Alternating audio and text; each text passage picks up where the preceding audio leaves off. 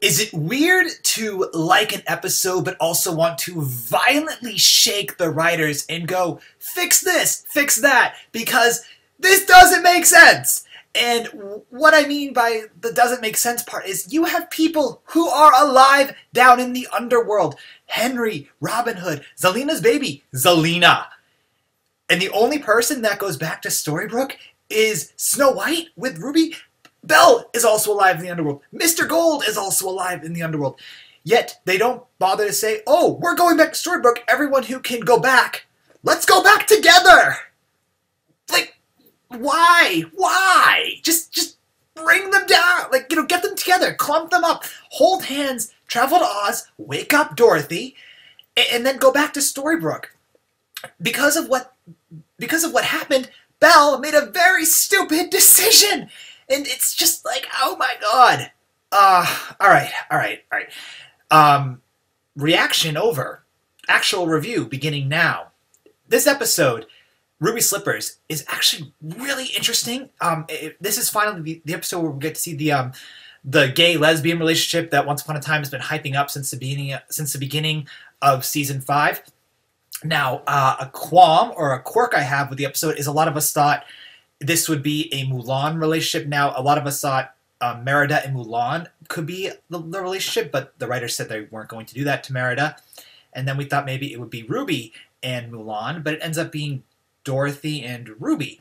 And I felt very bad for Mulan because I felt Jamie Chung here was just sort of shoehorned into the episode and didn't do that much. She was in like 3 scenes for a grand total of 3 minutes, so I didn't like that. I'm like, Jamie Chung's a very talented actress. She plays Mulan really well. In the live-action version of Mulan, I would actually want her to play Mulan. And I feel really disheartened that they decided to just completely ignore Mulan's feelings and emotions. She has been wanting true love for quite some time, and they go to Ruby. I get it. Ruby's been on the show a little longer than Mulan. I mean, Ruby was a main character in Season 1 and Season 2, so she does have, I guess, tenure, more or less. But I was just like, why? Like, why give it to Ruby? Give it to Mulan. But I guess they wanted to develop Ruby. I actually really enjoyed seeing Megan Ori back. It was really nice to see her. She's a very talented actress. I actually think she looks quite a bit like Anne Hathaway. Do you guys think that? I feel that her and Anne could be Hollywood sisters.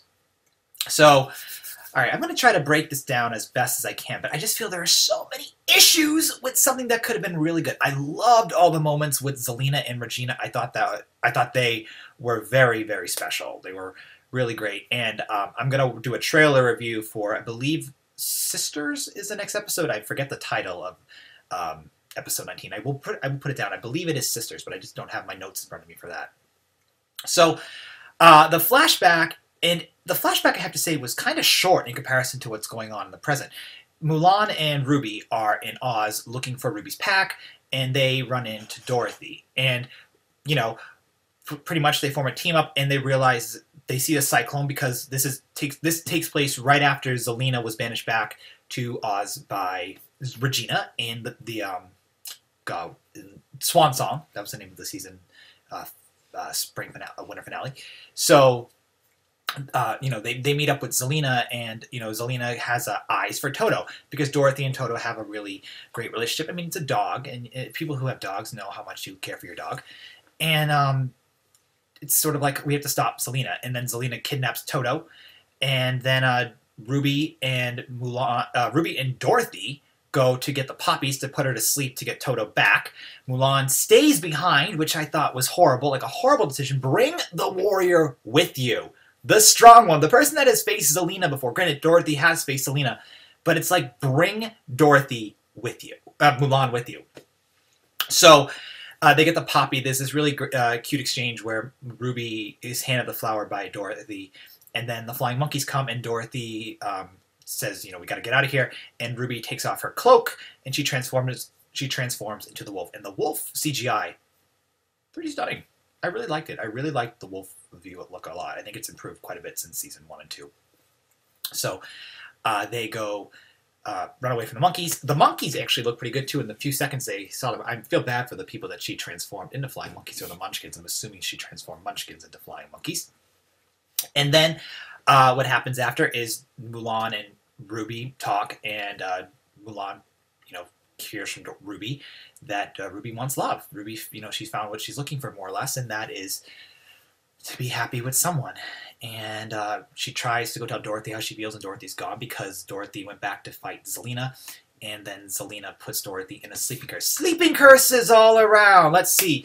Wow, that was really weird lighting. Let's see. Shattered Sight is the only curse that has not been done more than once. The Dark Curse, 3 times at least. The Sleeping Curse, Henry, Snow White, David. Emma hasn't been a victim of the Sleeping Curse. Hook hasn't been a victim. Regina hasn't been a victim. But at least David, Henry, Snow White, Dorothy now, Aurora, and whoever else. Regina was going to inflict on herself in season 3, so now... Oh, wow, sorry. I just lost my train of thought for a second. So, Ruby is sad about Dorothy. Sorry, I'm so all over the place. This is definitely more of a reaction type thing. So, the Sleeping Curse has been cast more than once. It's like the Dark Curse. It's just become a trope of the show, and it's kind of annoying. So, either way, Ruby and Mulan... they don't know what happened to Dorothy. And then Dorothy is still in the Sleeping Curse, and in the underworld, what we find out, what Zelena did to her. And Ruby and her handsome hero cast a spell to bring her to Dorothy. And she also is wearing she also has Dorothy's silver slippers on, I believe. Or Zelena got the silver slippers from Dorothy is what happened, which is really cool. I like how Zelena has the shoes because the shoes are her way out of the underworld. So... like I said, I really did enjoy the moments with Regina and Zelena. I thought they were very nice. I liked how Regina just asked Zelena for the shoes, and then Zelena gave them to her. I like how Zelena rebuffed Hades' affections. That was pretty interesting. I have to say, I laughed out loud when Hook scratched out David's name or when he scratched David's name onto the tombstone and scratched out Snow White's. It looked like a child did it. Granted, he has a hook, so I'll give him the excuse for the hook. But I did laugh at that. Henry, is just kind of doing his thing, writing some stuff. Robin Hood barely wasn't in the episode. Regina and Emma had some fun talking moments. Hades, melts Aunt Em, who they thought could wake Dorothy up from her sleeping curse, but that's Ruby, which was the pinnacle moment of the episode when Ruby woke up Dorothy. And that was kind of how it went. I think all the characters that they threw into the episode had some good moments. I really enjoyed Josh Dallas and Colin O'Donoghue when Charming said to Hook, "You've grown on me." I thought that was nice. I did enjoy, Hades interacting with Emma, Regina, and Snow White and Granny's Diner. I also enjoyed the interaction with the Blind Witch. Hades, trying to smite Hope, has told Cruella to dismantle all the telephone booths, and I thought that was interesting. I just wish Victoria Smurfett had more time in this episode because she's really talented and really great, and I just feel that she was used to. Excuse my dog in the background. So overall, and then Rumple and Belle are trying to figure out their own thing, and Zelena and Belle had an interesting moment too, where Zelena pretty much told Belle how to stunt her pregnancy for a little while because Belle is terrified that that Hades will accelerate her pregnancy and then take her baby. So the episode had some interesting character points because Zelena and Belle talked. They had a calm moment. Regina and Zelena had a nice conversation. I really like the way that their relationship is moving. That ending scene with Zelena and Hades, I feel that Zelena and Hades are going to... I'm trying to describe it in the best way. I think Zelena is really changing here for her child. I really do. And I really think that she's going to manipulate Hades into pretty much giving her what she wants from him. I really hope that she doesn't decide to become the queen of the underworld. I just don't think that would work well for her character. So Regina and Zelena, some good moments. Regina and Emma, some pretty interesting moments. Now Mary Margaret is back in Storybrooke. Ruby and Mulan are a couple. Oh, Ruby and Dorothy are a couple. And I think the episode had some interesting moments. Oh, of course, the one thing that really made me react was Belle, to stunt her pregnancy, putting herself in that sleeping curse. And I know I've reacted about that a billion times. I just think that's stupid. So stupid. And her father's the one that wakes her up. She's not in love with Rumple anymore. She still has feelings for Rumpelstiltskin. There's no way those are gone. Feelings of love just don't dissipate after 3 days. I don't want to rate the episode, but it's because they had so many good lines in this episode. They had so many interesting points. The development of Zelena was interesting. Greg German, you know, like this. You will do as I say. The gods don't like when people play with their toys. If I should be an actor, or if I should be the younger Hades, tell Once Upon a Time that, and I'll audition. And overall, it's a strong episode for leading us into other episodes. I really want to talk about the trailer. I believe, like I said, it's Sisters. I think that'll be really good. I just wish that so many things. I just wish that instead of focusing on Belle and Rumple, you know, putting her in sleeping cars, I wish they were kind of X from the episode, and I wish that Mulan got more, you know, development than Ruby. Unfortunately, I just feel that Mulan's storyline here has been completely shut off.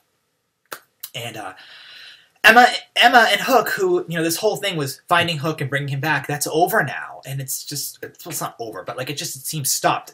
Joe and I were talking during the episode, and we said the tagline of the season is not let's defeat Hades or let's find Hook. It's thinking of a plan to defeat Hades. How do you defeat Hades? I really hope that they end up just kicking him into the river of death like Hercules punched him in the animated movie.